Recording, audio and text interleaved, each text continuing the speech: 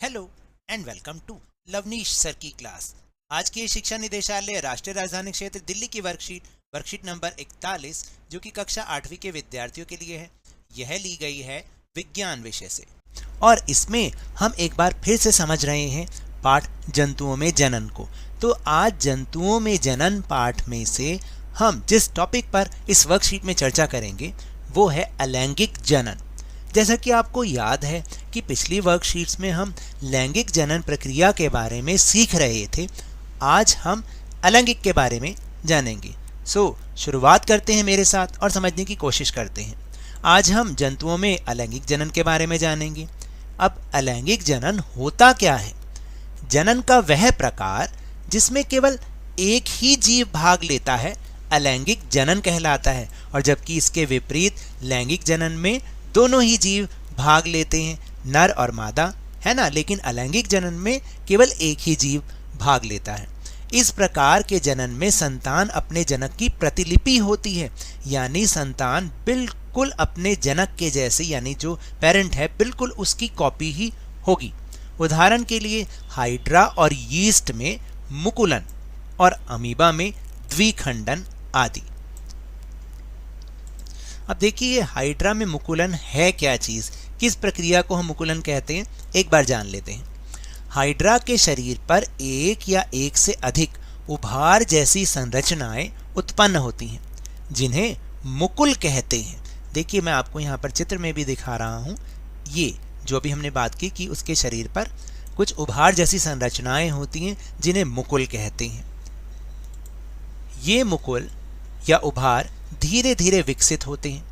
विकसित होकर यह मुकुल मातृ जीव से अलग हो जाते हैं और इस प्रकार एक नया जीव हाइड्रा बन जाता है। तो देखिए जैसे कि चित्र नंबर 2 में दिखाया, ये धीरे धीरे विकसित हो रहे हैं और विकसित हो गए और फिर ये मातृ जीव से अलग हो जाते हैं और एक नया हाइड्रा यानी नया जीव बन जाता है।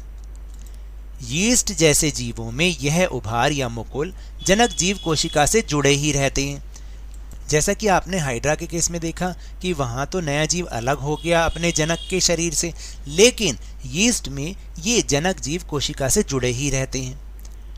हाइड्रा में मुकुल से नया जीव विकसित होता है, इसलिए इस प्रकार के अलैंगिक जनन को मुकुलन कहते हैं। अब आपको समझ में आया, क्योंकि हाइड्रा में मुकुल से नया जीव विकसित होता है ना, इसलिए इस प्रक्रिया को या इस टाइप को हम अलैंगिक जनन का मुकुलन प्रक्रिया कहते हैं, यानी इस अलैंगिक जनन को हम मुकुलन कहते हैं।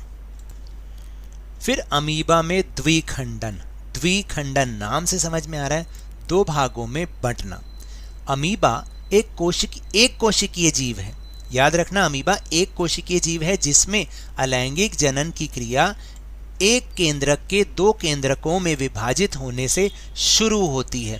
तो देखिए जैसे मैं आपको यहाँ पर दिखाऊं, चित्र बना हुआ है कि यह है अमीबा, और फिर इसमें क्या होता है, अलैंगिक जनन की क्रिया शुरुआत जब होती है तो एक केंद्रक जो है, ये एक केंद्रक जो है, यह वाला केंद्रक, ये दो में धीरे धीरे विभाजित होना शुरू हो जाता है। फिर इसके बाद अमीबा कोशिका भी दो भागों में यानी दो कोशिकाओं में बंट जाती है, जिसके हर भाग में एक केंद्रक होता है। और आप ये तीसरा वाला जो चित्र देखेंगे, इससे समझ में आ जाएगा कि जब उसका विभाजन हो जाता है तो हर भाग में एक केंद्रक हो जाता है।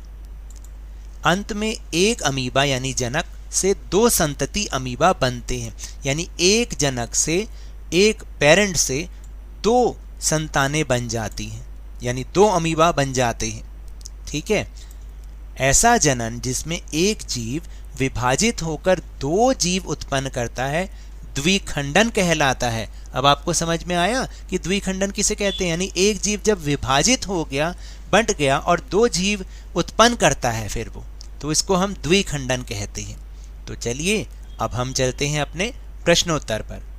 तो पहला प्रश्न है कि मुकुलन और द्विखंडन को परिभाषित करें। देखिए अभी हमने समझा भी है इन दोनों प्रक्रियाओं को। मुकुलन कहते हैं कि जीव के शरीर में उभार या कलिका निकल आती है जो विकसित होकर अपने जनक से जुड़ जाते हैं या स्वतंत्र जीव बन जाते हैं। हाइड्रा में मुकुल द्वारा नए जीव का विकास होता है। इस प्रकार के अलैंगिक जनन को हम मुकुलन कहते हैं। और द्विखंडन क्या होता है? यह प्रक्रिया एक प्रकार का अलैंगिक जनन है जिसमें एक कोशिका दो भागों में विभाजित होकर दो नई कोशिकाएं बनाती है। इसमें आप कोशिका इस तरह से लिखिएगा, ऐसे लिखना है कोशिका। तो अब आपको समझ में आया कि मुकुलन और द्विखंडन में क्या अंतर होता है। फिर दूसरा प्रश्न है कि ऐसे जीवों के उदाहरण दें जहां मुकुलन और द्विखंडन को देखा जा सकता है। तो मुकुलन के माध्यम से प्रजनन करने वाले जीव कौन कौन हो गए? हाइड्रा और यीस्ट। और द्विखंडन के द्वारा विखंडन के माध्यम से प्रजनन करने वाले जीव हैं बैक्टीरिया और अमीबा। फिर तीसरा प्रश्न है कि अलैंगिक जनन में नए जीव को जनक जीव की प्रतिलिपि क्यों कहा जाता है? देखिए, अलैंगिक प्रजनन प्रक्रिया के लिए केवल एक जनक की ही आवश्यकता होती है, यानी एक पेरेंट की आवश्यकता होती है। इसलिए उत्पन्न होने वाली संतान अपने जनक की सटीक प्रतिलिपि होती है, यानी एकदम बिल्कुल उसके जैसी। फिर चौथा प्रश्न, अमीबा में द्विखंडन का चित्र सहित वर्णन कीजिए। तो अब देखिए, अमीबा में द्विखंडन भी लिखना है और उसका चित्र भी बनाना है। जैसे अमीबा एक कोशिकीय जीव है जिसमें अलैंगिक जनन की क्रिया एक केंद्रक के दो केंद्रकों में विभाजित होने से शुरू होती है, पहला स्टेप। इसके बाद अमीबा कोशिका भी दो कोशिकाओं में बढ़ जाती है जिसके हर भाग में एक केंद्रक होता है और अंत में एक अमीबा से दो संतति अमीबा बनते हैं। और इस प्रकार आप बहुत आराम से चित्र बना सकते हैं, बहुत इजीली चित्र बना सकते हैं इसको। और फिर पांचवा और आखिरी प्रश्न, हाइड्रा में मुकुलन का चित्र सहित वर्णन कीजिए। अब देखिए कि हाइड्रा में मुकुलन होता कैसे है। तो देखो, हाइड्रा के शरीर पर एक या एक से अधिक उभार जैसी संरचनाएं उत्पन्न होती हैं जिन्हें मुकुल कहते हैं। फिर ये मुकुल या उभार धीरे धीरे विकसित होते हैं। विकसित होकर यह मुकुल मात्र जीव से अलग हो जाते हैं और इस प्रकार एक नया जीव हाइड्रा बन जाता है और हाइड्रा में मुकुल से नया जीव विकसित होता है। तो इस तरीके से हाइड्रा में मुकुलन होता है, यानी पहले हाइड्रा के शरीर पर एक उभार जैसी संरचना उत्पन्न होती है, फिर धीरे धीरे वो विकसित होती है। विकसित होने के बाद वो उस मात्र जीव से अलग हो जाता है और तब एक नया जीव हाइड्रा जो कि मैच्योर होता है वो बन जाता है। और इसलिए हाइड्रा में मुकुल से जो नया जीव बनता है, विकसित होता है, तो इसलिए इस प्रक्रिया को मुकुलन कहते हैं। और फिर आप चित्र के द्वारा भी इसको दिखा सकते हैं कि, और ये चित्र बनाना भी बहुत आसान है और आपने उसकी अलग अलग स्टेजेस बनानी है। जैसे पहले जनक हाइड्रा, फिर उसमें ये उभार होना शुरू होता है, ये उभार विकसित होता है और मुकुल बनता चला जाता है और फिर ये मात्र जो जीव है उससे अलग हो जाता है और एक नया हाइड्रा बन जाता है। तो ये तो थी आज की वर्कशीट। अगर मेरे इस तरह समझाने से आपको थोड़ा सा भी समझ में आया हो तो इस चैनल को ज़्यादा से ज़्यादा सब्सक्राइब कीजिए, लाइक कीजिए और बहुत ज़्यादा शेयर भी कीजिए। और हाँ, मेरे साथ इसी तरह आसानी से वर्कशीट को समझते रहिए, लेकिन ध्यान और मन लगाकर पूरी मेहनत और लगन के साथ ऑनलाइन ही सही पढ़ते जरूर रहिए।